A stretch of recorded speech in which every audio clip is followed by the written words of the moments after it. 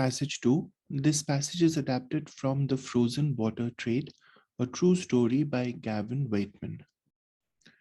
When the first comprehensive report on the ice industry of the US was commissioned in 1879 as part of a national census, it was estimated that about 8 million tons were harvested annually, though the business was so extensive and production so poorly documented that this was at best a well-informed guess. The figures were put together by one Henry Hall, who signed himself special agent and gave an account of the great growth of the industry in the preceding 10 years. Of the 8 million tons of ice harvested, about 5 million reached the consumer. The rest melted during shipment and storage. By far the biggest market was in New York, and none of its ice was manufactured artificially. It was all cut in winter and stored in hundreds of timber warehouses that lined the lakes and rivers and had a capacity of up to 50,000 tons each.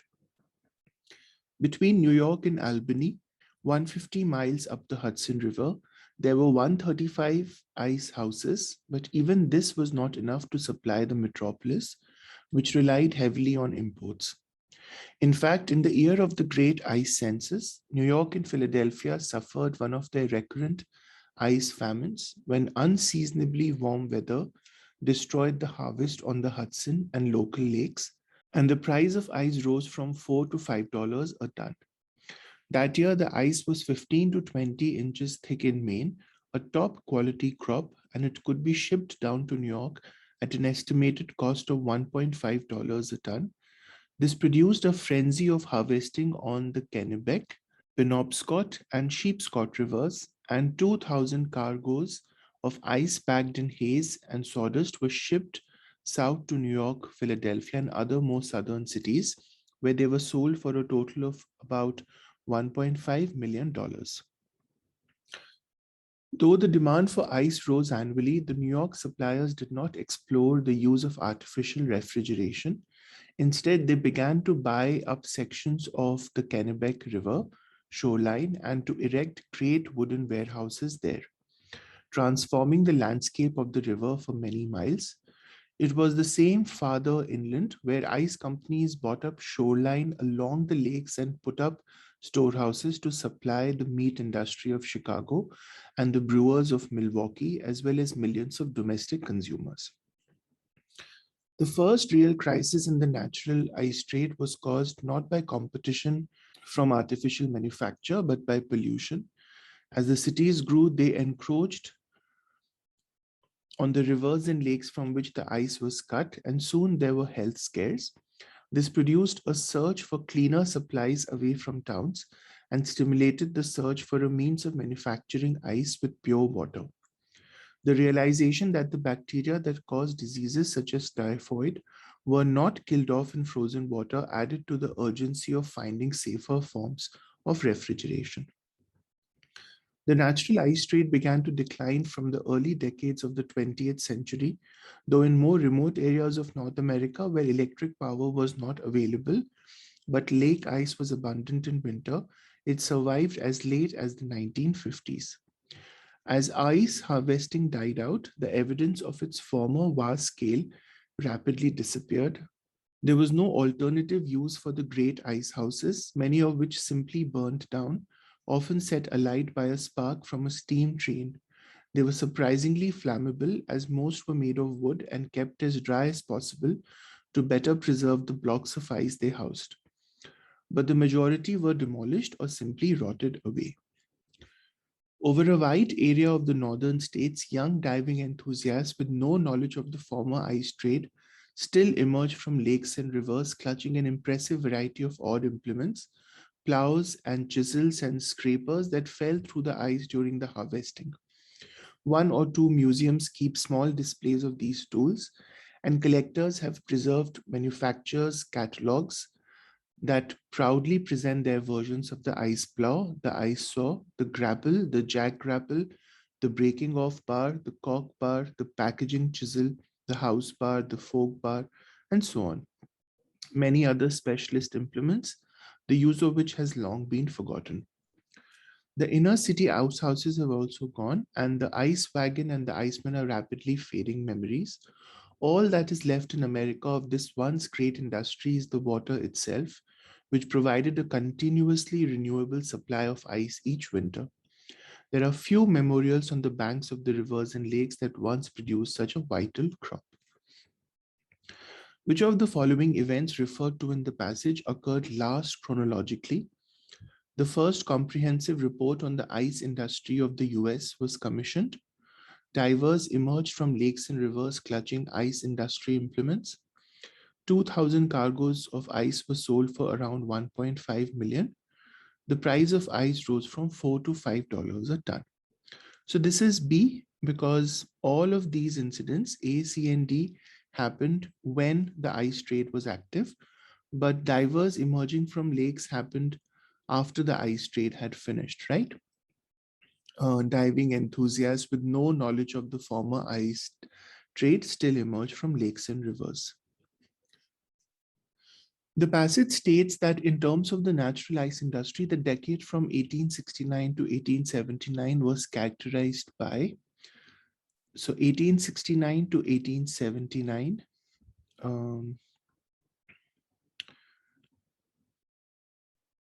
so when the first comprehensive report was commissioned in 1879, it was estimated that about 8 million tons were harvested annually. So this obviously talks about a rapid growth period. Is there any mention of 1869 in particular anywhere? No, so this should be here.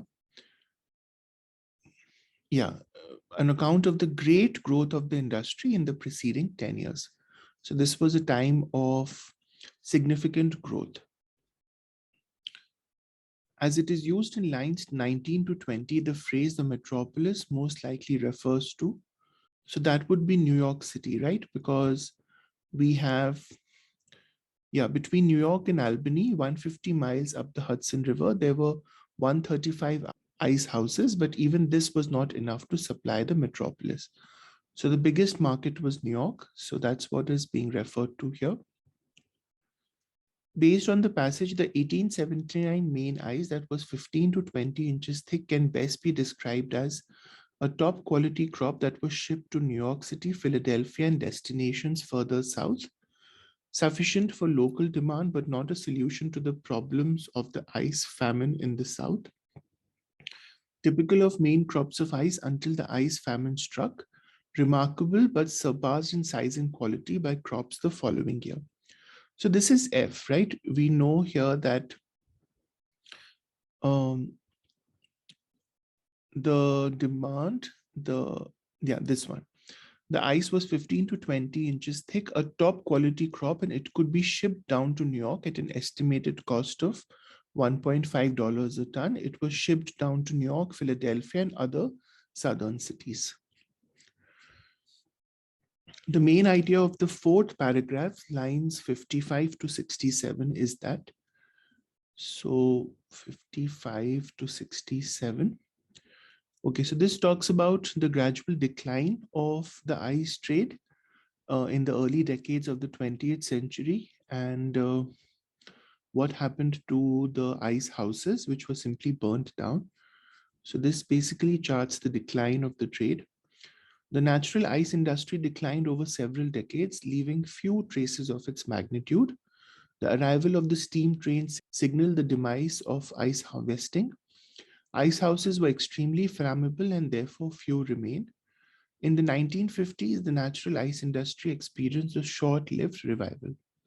So this is A, right? The focus of the paragraph is to kind of chart the decline and speak of how there are few traces of its magnitude that are left today. The arrival of the steam train is just mentioned as an indication of the decline in particular here. Yeah, the fact that these ice houses were flammable. So that is just referred to in that respect. So it's not B. The fact that they were flammable is just one aspect of the decline, and that is why few remain. And the industry did not experience a revival. The 1950s are mentioned as the time when even the northernmost outposts that did not have electricity, even they stopped using these ice houses. So A. The author most clearly indicates that the contents of the manufacturer's catalogs referred to in the fifth paragraph typify the natural ice industries. Okay, 68 to 80. So this is right. One or two museums kept small displays of these tools, and collectors have preserved manufacturers' catalogs that proudly present their version of the ice plow and all of these, right?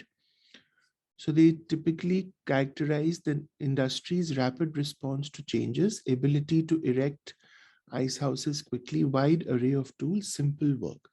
So this is the wide array of tools, right? Because that is exactly what the narrator is trying to indicate. There was this significant level of detail with regard to the tools that indicated that all of these specialist instruments were used, which have now, of course, been forgotten.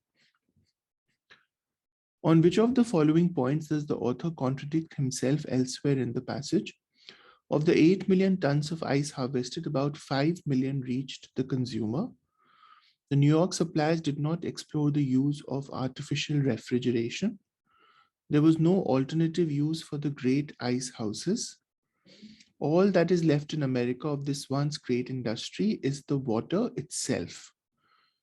Okay, there was no alternative use for the great ice houses, 61 to 62, many of which simply burned down, often set alight by a spark from a steam train.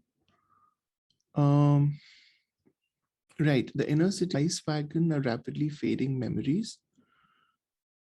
Okay, so I don't think he's contradicting himself there. Let me just check A. 5 million reach the consumer. The rest melted during shipment by far. No, that he is definitely not going to contradict himself. So it's not A. The New York suppliers did not explore the use of artificial refrigeration. 34 to 36. Yeah, so that's fine. That's also not contradicted. So between C and D, I think D is the better answer, because you are saying here that all that is left in America of this once great industry is the water itself. But then you're also saying there are few memorials on the banks of the rivers that once produced such a vital crop. So one or two museums do keep small displays of these tools, right? So not water itself, not just water, but there are not many, but few reminders of the industry. So I think D is the best answer here. According to the passage in the time period referred to in the first paragraph, how much of New York City's ice was made artificially? None, right? Because in the first paragraph, we're talking about 1879, that period, and the biggest market was New York. And even later, they did not explore the use of artificial refrigeration, so it was none. The passage states that for shipping purposes, natural ice was sometimes packed in, I think it's sawdust and hay, right? It does mention that here somewhere.